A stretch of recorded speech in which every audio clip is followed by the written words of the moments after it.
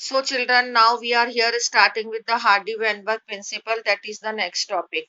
And this is a very important question, but I am first of all discussing it through the notes and then I will discuss it through your book also. Okay, however, it is little bit complicated, but I will make it easy for you people through the notes only. So first of all, come to here Hardy-Weinberg principle. And this Hardy and Weinberg, these were two scientists, and they have worked for the population genetics, and then they were two brilliant scientists were there, and they have put forwarded a principle that is called as Hardy-Weinberg principle or Hardy-Weinberg law. Now look at here. First of all, before discussing this, we should know the word frequency of a allele in a population. Okay, it is about this principle is about the frequency of a allele in a population. First of all, you should know what is allele. पूरा genetics आप पढ़ चुके हैं. Now I should not tell you about the allele, but I am writing here in one line only that allele is actually the two forms of the gene, or you can say these are the version of the gene. जैसे आप पहले पढ़ कर आए थे, gene for the tallness is capital T and small t also. तो capital T small t उस एक जीन फॉर द हाइट के लिए एलिल हो गए. तो उसी तरीके से एलिल्स की फ्रीक्वेंसी वो कहते हैं कि first of all this principle is about the frequency of the allele. अभी हमने प्रिंसिपल नहीं पढ़ा है, सिर्फ प्रिंसिपल किसके बारे में है, एलिल की फ्रीक्वेंसी के बारे में. तो एलिल क्या होता है, allele is actually two forms of the gene. अब यहाँ पर प्रिंसिपल आ रहा है and this principle I have just copied from your book only. लेकिन इस principle का first I'll read it for you. The principle says that the allele, I am reading it from your book only, that allele frequency in a population are stable and is constant generation to generation. Full stop. And gene pool or total genes and their alleles in a population remain constant, and this is called genetic equilibrium. Okay, यहाँ तक का है, ये मैंने book में से read किया है आपके लिए. Same to same here it is written. इसका मतलब ये है कि किसी पॉपुलेशन में किसी एलिल की या जो भी उसके एलिल्स हैं उनकी फ्रीक्वेंसी जितनी है, वो एलिल की frequency generation after generation constant रहती है. The frequency of alleles remains constant generation after generation, and this is been explained by the Hardy-Weinberg. अब उन्होंने उसको कैसे एक्सप्लेन किया इसको, इसके लिए लेकिन एक कंडीशन है कि if population is not evolving, ये बुक में नहीं लिखा है, बहुत कॉम्प्लिकेटेड लैंग्वेज में बाद में जाके लिखा है, लेकिन इस प्रिंसिपल की कंडीशन ये है कि constant frequency of the allele will remain only when the population is not involving, then only the frequency will remain same generation to generation. ये इसलिए मैंने ये आपके लिए एक नोट हो गया है इस प्रिंसिपल का, so that you are to keep this in your mind, then only you will understand the next thing. इसी प्रिंसिपल को हम थोड़ा सा एक्सप्लेन करके लिख सकते हैं कि if the allele frequency of a population will remain same, that means the genotype of the population will also always remain same, and only it will remain same if it is not affected by evolutionary consequences. फिर से वही बात आ गई कि if the population is not evolving or it is not affected by evolutionary consequences, then only the allele frequency will remain same generation after generation. Again it is written allele frequency remains same in the population throughout time, in if throughout time, if यहाँ पर if आएगा, if no evolution, if evolution then frequency will change. if no evolution, अगर evolution नहीं है तो ही frequency same रहेगी, अगर evolution हुआ तो frequency same नहीं रहेगी. पहले तो ये हमने जो प्रिंसिपल है उस प्रिंसिपल को थोड़ा सा ब्रेक करके और उसको समझा है कि व्हाट इज दिस प्रिंसिपल. तो what I have explained, according to Hardy-Weinberg, the frequency of a allele will remain same, but condition is that if no evolution is there in that population.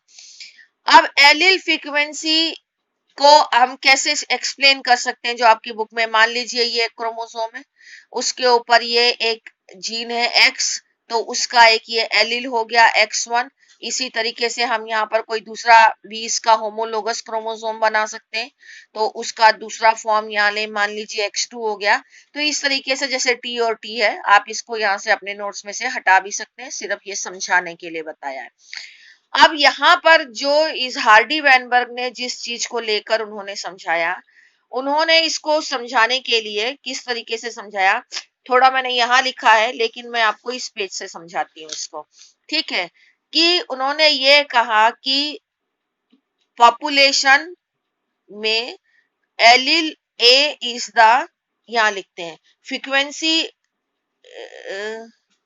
This is written here, हाँ, that allele is the A and allele is A, ये दोनों homologous allele हो गए। ठीक है, अब frequency of allele A, frequency इस allele A की फ्रीक्वेंसी कितनी है? P है। और फ्रीक्वेंसी ऑफ एलिल ए क्या है? Q है। तो जो ये एलिल ए है ये डोमिनेंट एलिल है, और जो स्मॉल ए है ये रेसेसिव एलिल है। तो डोमिनेंट एलिल की फ्रीक्वेंसी है P और रेसेसिव एलिल की फ्रीक्वेंसी है Q। अब हार्डी वैनबर्ग के अकॉर्डिंग कि frequency of the allele is constant, और यहाँ कांस्टेंट की वैल्यू है 1, तो allele frequency will remain constant and that is 1, that is 1। तो 1 को यहाँ पर कांस्टेंट रखा है कि डोमिनेंट एलिल और रेसेसिव एलिल इनकी फ्रीक्वेंसी कांस्टेंट रहेगी, और उस कांस्टेंट की वैल्यू 1 रहेगी। ये पर्सपेक्टिव हो गया एलिलिक पर्सपेक्टिव। अगर हम इसको जीनोटिपिक पर्सपेक्टिव में लिखें, यानी कि अगर हम ये भी कहते हैं कि the genotype will also remain same generation after generation, तो उसको जीनोटिपिक पर्सपेक्टिव में भी एक्सप्लेन करना होगा। तो we can write it this way कि फ्रीक्वेंसी ऑफ होमोजाइगस डोमिनेंट, अब डोमिनेंट एलील क्या है? ए, और होमोजाइगस वो कब होगा? जब वो कैपिटल ए होगा, उसको ए स्क्वायर भी लिख सकते हैं। तो अगर A है तो उसकी फ्रीक्वेंसी P है, तो A स्क्वायर हुआ तो उसकी फ्रीक्वेंसी P स्क्वायर हो गई।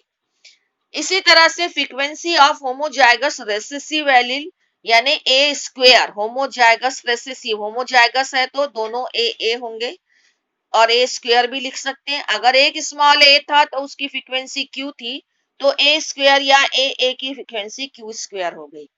और फ्रीक्वेंसी ऑफ हेट्रोजाइगस A2PQ हो गई। ठीक है, क्योंकि A का हो गया P और स्मॉल a का Q, 2PQ हो गया। अब इसको हमने मैथमेटिकली एक्सप्लेन किया हार्डी वैनबर्ग ने कि P स्क्वायर जीनोटिपिक एक्सप्रेशन है, P square plus 2PQ plus Q square is equal to 1, यानी कि ये भी कांस्टेंट रहेगा। This genotype will also remain constant but if no evolution takes place, अगर कोई इवोल्यूशन नहीं हुआ तभी homozygous dominant individual, homozygous recessive individual और heterozygous individual will remain same generation after generation, their value will also be the constant, but this is the frequency of these type of individual, the frequency of homozygous individual, the frequency of heterozygous individual, frequency of homozygous recessive individual will remain constant। इसका meaning ये निकलता है। अभी आप इसको छोड़ देंगे, ये लास्ट टॉपिक है। ये चीज को यहाँ पर मैंने फेयर फॉर्म में लिखा हुआ है, इसको अभी थोड़ा एक्सप्लेन करने के फॉर्म में लिखना शुरू किया था, लेकिन अल्टीमेटली वही लिखना है जो अभी आपको पढ़ाया। यहाँ पर फिर से एक्सप्लेन किया है कि suppose P and Q are two alleles, P जो है वो frequency of dominant allele A है, Q जो है वो frequency of recessive allele A है।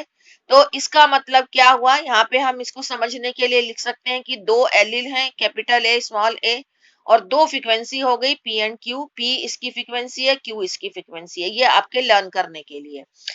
अब इसी चीज को at a fixed position either it will be the P और Q, अगर एक क्रोमोसोम है तो उस पे उसकी या तो P होगा और या तो Q होगा, क्योंकि दोनों को मिलाकर एक कांस्टेंट आता है। तो 1 is the constant value. Okay, genotypic expression जैसे अभी आपको बताया कि p plus Q is equal to 1, तो p स्क्वायर और q स्क्वायर कर दिया तो 1 इंटू 1 हो जाएगा, तो p square two P Q plus Q square is equal to 1।